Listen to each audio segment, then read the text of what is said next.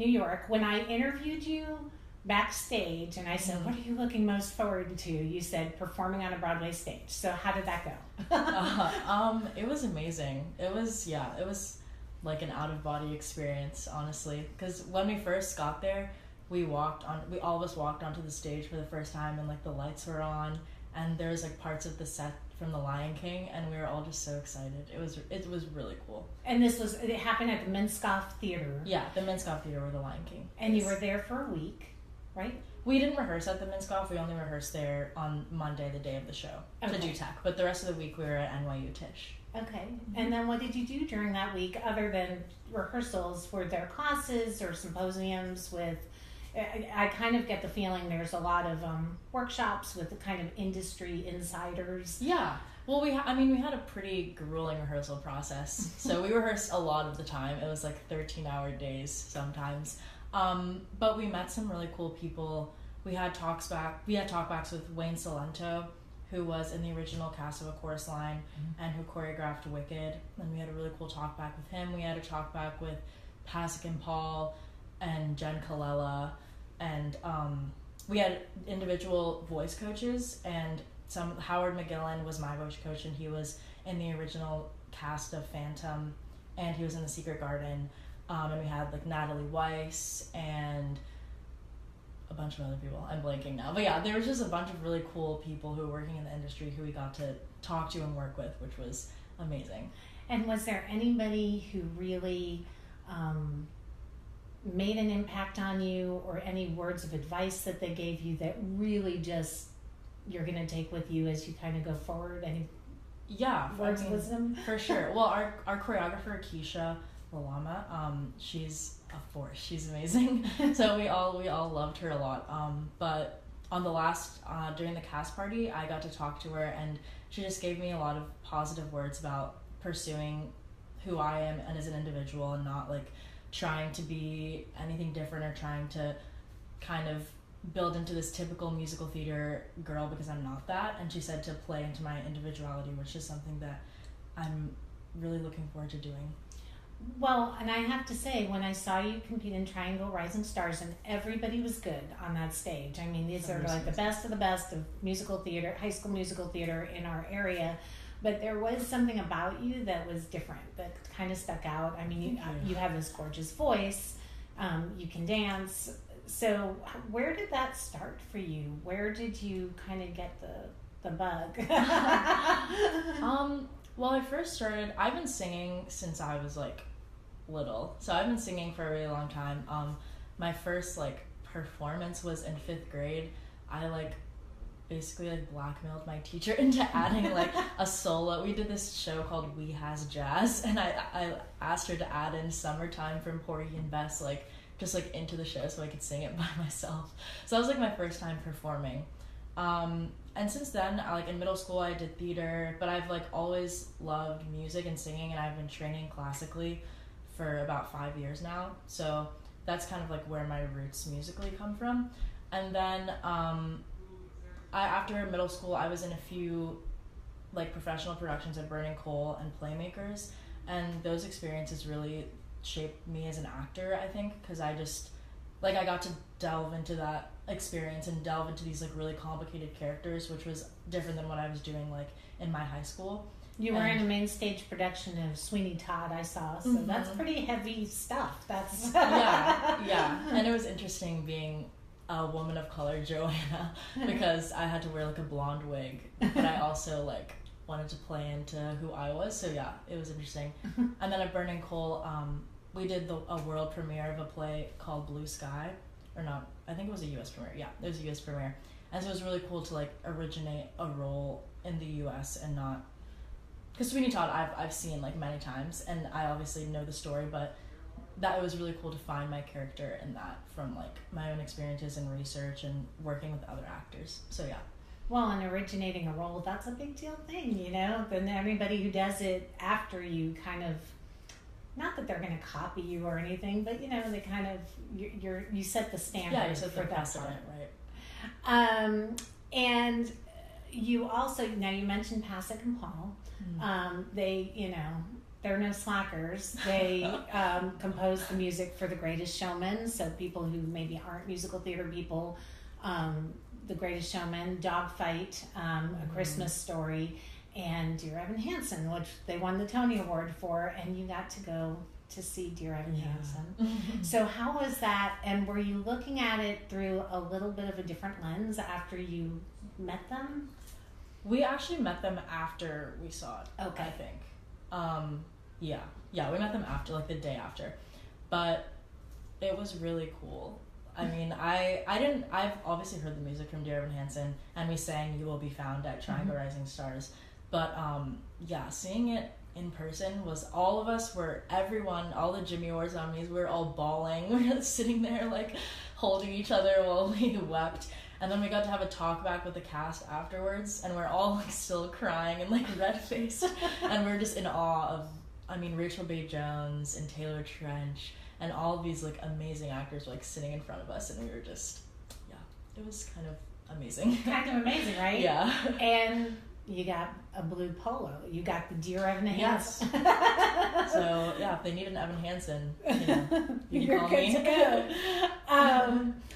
Now, since the Jimmy Awards happened last month, on social media, people can follow the Jimmy Awards on social media. There's a lot of famous Broadway performers who have reflected on their high school musical experiences. I guess I want to ask you, and you just graduated high school, you just graduated from Enloe, congratulations. Yes. But with arts programs being cut all over the place, why do you think the arts are important, and what did your experience doing musical theater in school, what did that kind of give you throughout your academic career so far? I would say that the arts program at Enloe is one of the most important and influential things that's ever happened to me. So even thinking of having like a high school experience without that seems weird. But I think the best thing about it is that you have this community of people who are all passionate about whether they're going to be an actor professionally or not. Like, they're all passionate about making art and learning more and learning from each other, and we just having that community in your school and like being able to fall back on that and just having people who understand you and understand what you're passionate about is really important. And also especially for doing shows like Ragtime, or a few years ago we did a show We the People that was very like socially conscious. I feel like it's a really easy way for kids to find out how they can affect their communities. And I think a lot of kids, like, you think, oh, like, I'm just a kid, I can't change the world, I can't change how people think. But all it takes is a show at your high school or sharing your story to people to change their mind and, show them an experience that they may not have seen before. So I just feel like it makes you a better human, just to be able to learn about other people's experiences, share your own, and just be like a more empathetic, wholesome person. But also, it's really important to find your community and be able to identify with people who are like you and feel accepted. And I don't think there's many other communities besides the arts that can do that. And I think too, to your point, I think I know the kids from Parkland, after the shooting, some of them staged a production of Spring Awakening, and it was very impactful. They felt they needed to tell that story. Right. That was their outlet. So I think I'm a big advocate for arts education and think it's very important, but I was curious to hear what you had to say, because I think when people cut these programs, they're not thinking about kids like you and kids like the kids in Parkland, kids who really are impacted by this. Yeah. So now you've been on main stage productions, you've been in your high school production, obviously. Do you have a favorite role? And is there a role you're just sometime down the road just dying to sink your teeth into? Yes. My favorite role was probably Sarah in Ragtime, just because it was such an important show for my school, and for my community.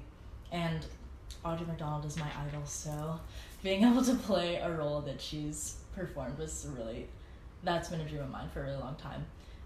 And the year before I was Aida, which was really fun. I feel like that helped me gain a lot of confidence in myself, as a musical theater performer, so that was really fun.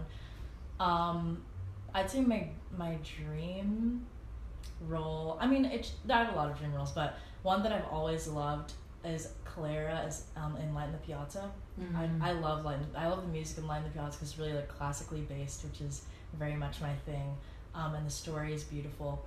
And I've never seen a woman of color play Clara, so I just think that would be really cool because she's always like a blonde girl. Okay, so. Mr. Producers out there, you heard it here. And what's next for you? What I know you're here for the summer and then you're off to college. So kind of what's coming up? Yeah, I'm going to Boston University to get a BFA in acting, in straight acting. So yeah, I'm really excited. Straight acting, not music, not musical theater, not. No. Well, I mean, I'm definitely gonna take voice lessons on the side, and Boston does a few musicals a year, so I'll still be doing musical theater. But yeah, in my like high school experience, I've just gotten really passionate about straight acting and kind of diving more into that side of theater. So. And for any high school kids watching who are curious about the Jimmy Awards, any advice you have for kids who hope or aspire to star in their high school productions next year and move forward? I mean, I don't think you probably went into Ragtime thinking, okay, this is it, I'm gonna be a Triangle Rising star. No. So any advice you have for kind of the kids coming up behind you?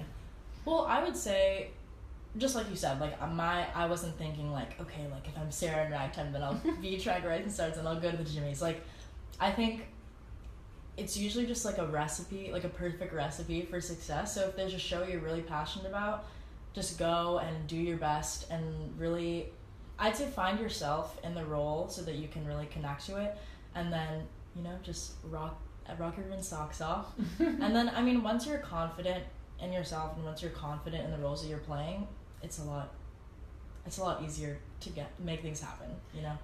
And I do have to ask you about DPAC for 1 second, because they're a big backer, and you know they are. When I think of the Jimmy Awards, I think of DPAC because that's where it is. How was it performing on that stage? That's pretty much as close to a Broadway stage as we get here in Raleigh. So yeah, how's that? I mean, it's even bigger than the Minskoff, honestly. So wow. It was crazy, and I've always gone to shows at DPAC, like with my family when all the touring shows come in. So it was really cool. Yeah, just a lot of amazing experiences. Yeah, it's been a good month for you. Yes, I'm lucky. Well, good luck and congratulations, and I can't wait to see what happens for you down the road. Thank you so much. Thanks.